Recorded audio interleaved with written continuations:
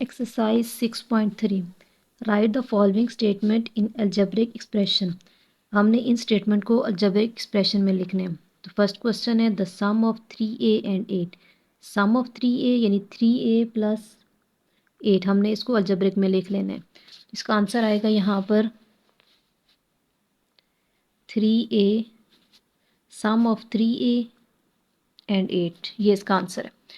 अब अगला क्वेश्चन है हमारे पास difference of 5p and 5। Difference है यानी 5p माइनस 5। तो हम यहाँ सेकंड पे लिखेंगे 5p माइनस 5। अगला है डिवाइड 5a बाई 8b। तो हम यहाँ लिख लेंगे 5a डिवाइड 8b। फिर है हमारे पास अगला क्वेश्चन है product of a number n and 4 times a variable y। हमने n को मल्टीप्लाई करना है 4y के साथ। तो हम यहाँ लिख लेंगे product of a number n and 4 times y। तो 4 टाइम्स y है तो 4y हो जाएगा, को मल्टीप्लाई करेंगे तो ये हो जाएगा 4ny। अब अगला क्वेश्चन है cost of n litre of cooking oil eight ₹170 पर लीटर। अब इसमें हमें कॉस्ट दी हुई है 170 पर लीटर की और उसको हमने n से लिखा हुआ है, तो आंसर आ जाएगा ₹170 और लीटर की हमें ये दी हुई थी कि n लीटर्स है, तो इसकी जगह आ जाएगा n, ₹170 n।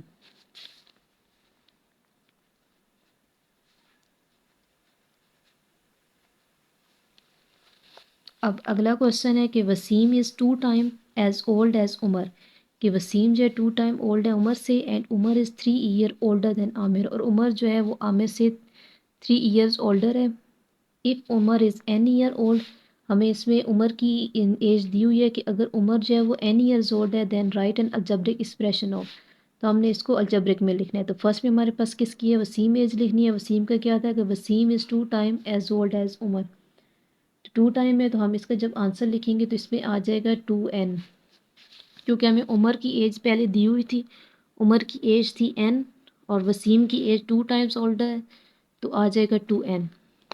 फिर है आमिर की एज लिखनी थी कि Aamir is 3 year older than, Umar is 3 year older than Aamir. तो हम इसमें लिख लेंगे n उमर की एज है और ओल्डर है तो उससे छोटा है, तो -3, n-3 आ जाएगा, n-3। अब अगला क्वेश्चन नंबर 3 है हमारे पास write the algebraic terms of the following expression. अब हमें ये अलजेब्रिक में लिखा हुआ एक्सप्रेशन में दिया हुआ है, हमने अलजेब्रिक में इसको लिखना है। यानी अब इसमें यहाँ पे प्लस लगा हुआ है, हमने इस प्लस को हटा कर इसकी जगह कोमा लगाना है, लेकिन जहाँ पे माइनस का साइन आएगा वहाँ माइनस लाजमी लगाएंगे। अब इसका फर्स्ट क्वेश्चन है n+3। तो जब यहाँ हम इसको लिखेंगे तो ये आ जाएगा n,3।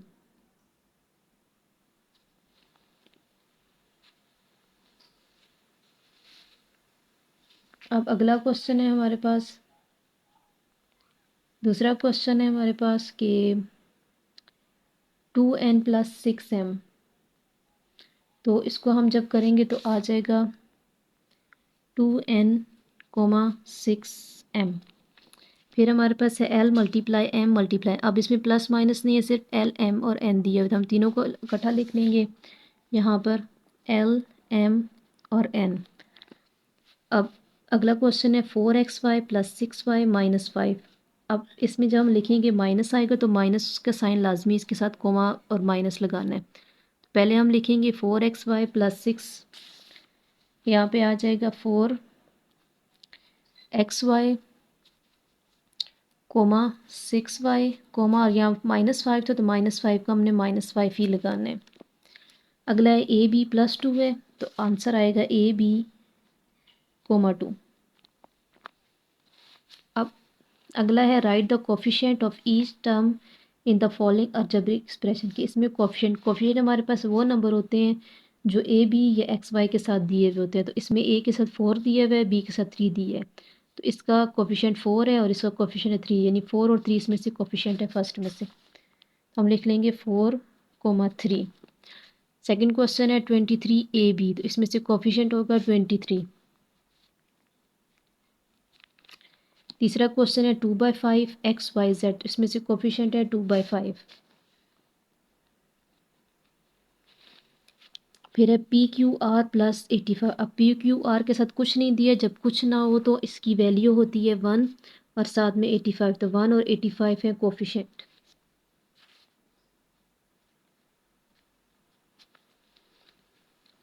اب اگلا کوشچن ہے 15p پلس 81q پلس 9.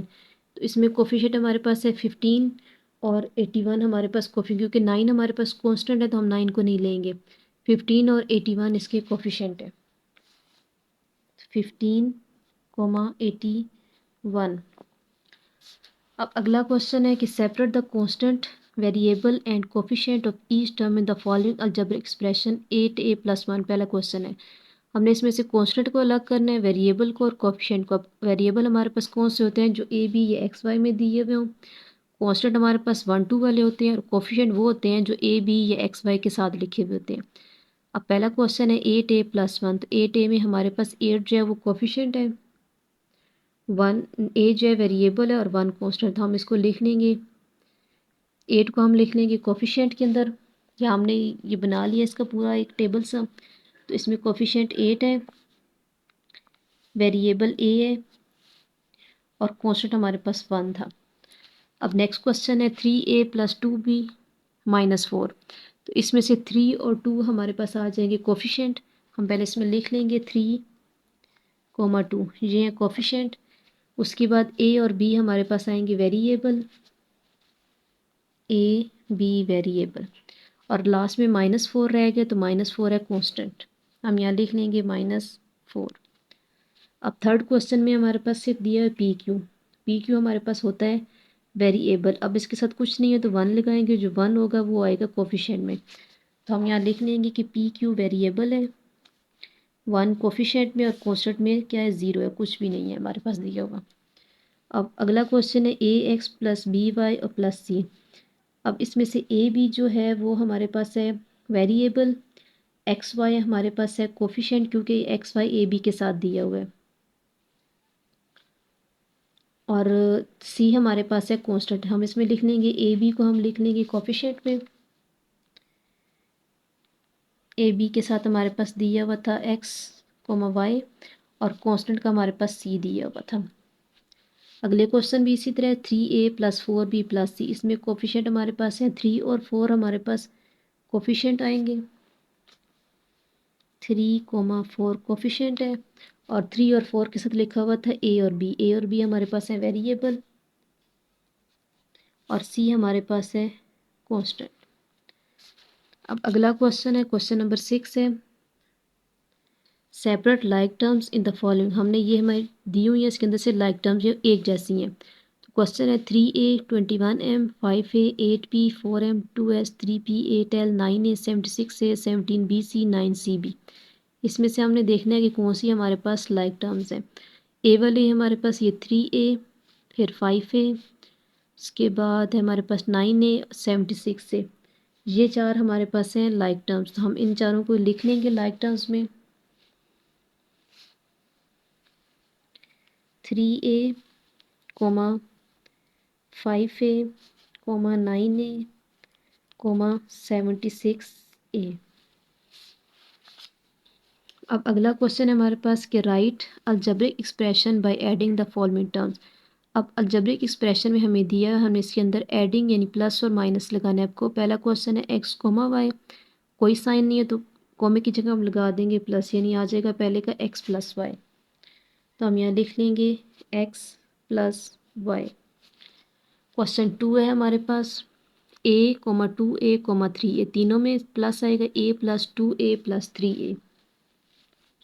ہم یہاں لکھیں گے اے پلس 2a پلس 3a. پھر اگلا کوشچن ہے ہمارے پاس ایکس -y 3x. اب جہاں پہ مائنس ہوگا ہم نے وہاں مائنس لازمی لگانا ہے. اس کا آئے گا x -y plus 3x، x -y plus 3x. اب کوشچن نمبر 4 ہے ہمارے پاس p q پلس r. تو ان سب میں کوئی سائن نہیں ہے، ہم پلس کا سب میں لگائیں گے p پلس پی کیو پلس q پلس r. تو ہم یہاں لکھیں گے p پلس پی کیو پلس q प्लस आर। अगला क्वेश्चन है 12a² कोमा 3b²। इसमें भी प्लस ही लगेगा, 12a² plus 3b²। 12a² plus 3b²। अगला में फ्रैक्शन फॉर्म में दिए हुए 1/y, 2/x, 3/2। इसमें भी प्लस ही लगेगा।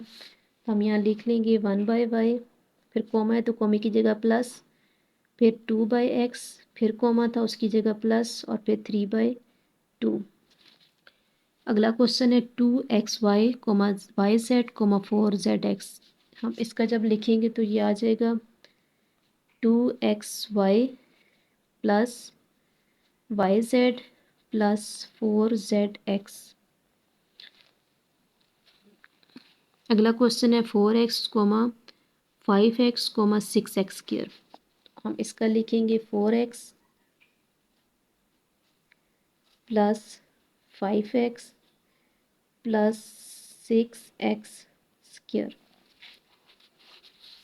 अब हमारे पास क्वेश्चन नंबर 8 है।